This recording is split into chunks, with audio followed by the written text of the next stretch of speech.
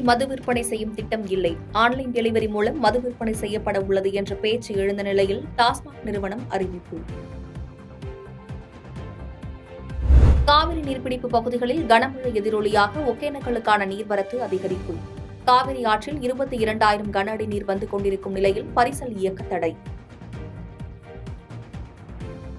Chennai Egmore, Salem, Mangalore Egmore express ரயில் சேவைகளில் மாற்றம்.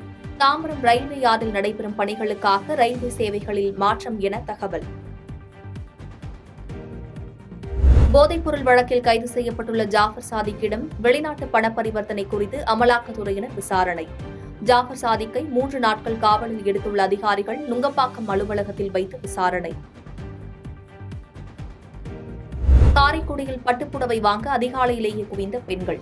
ஆடி மாத பிறப்பை ஒட்டி குறைந்த விலையில் விற்கப்பட்ட பட்டுப்புடவைகளை அள்ளிச் சென்றனர். மும்பையில் ஏர் இந்தியா ஏர்போர்ட் சர்வீசஸ் லிமிடெட் நிறுவனத்தில் நேர்காணலுக்கான ஒரே நேரத்தில் 25,000 பேர் குவிந்ததால் கூட்ட நெரிசல். கூட்டத்தை கட்டுப்படுத்த முடியாததால் விண்ணப்பங்களை மட்டும் பெற்றுக்கொண்டு நேர்காணலை ஒத்திவைத்த நிறுவனம். டெல்லியில் மத்திய கல்வித்துறை அமைச்சர் தர்மேந்திர பிரதானுடன் தமிழ்நாடு ஆளுநர் RN ரவி சந்திப்பு.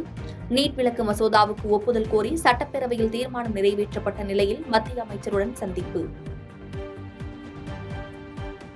கர்நாடகாவில் வேலை வாய்ப்புகளில் கன்னடர்களுக்கே முன்னுரிமை தரும் சட்டவிரைவு மசோதாவுக்கு கர்நாடக அமைச்சரவை ஒப்புதல். தனியார் நிறுவனங்களின் மேலாண்மை பதவிகளில் 75%, அதற்கு கீழுள்ள பதவிகளில் 50% வழங்கும் மசோதாவுக்கு ஒப்புதல். அதிபர் தேர்தலுக்கு முன்னதாக டொனால்டு டிரம்பை கொல்ல ஈரான் திட்டம் என சிறப்பு பாதுகாப்பு படை பரபரப்பு தகவல். அமெரிக்கா குற்றச்சாட்டு, ஈரான் மறுப்பு. வெற்றிமாறன் இயக்கத்தில் தயாராகும் விடுதலை 2ஆம் பாகம் திரைப்படத்திற்கான போஸ்டர்களை வெளியிட்டது படக்குழு. இறுதிக்கட்ட படப்பிடிப்பு நடைபெற்று வருவதாகவும் படக்குழு அறிவிப்பு. பாதகம் செய்பவரை கண்டால் நாம் பயங்கொள்ளலாகாது பாப்பா, மோதி மிதித்து விடு பாப்பா, அவர் முகத்தில் உமிழ்ந்து விடு பாப்பா. அண்மை செய்திகளை உடனுக்குடன் தெரிந்து கொள்ள இணைந்திருங்கள் இயம்நாடு தொலைக்காட்சியுடன்.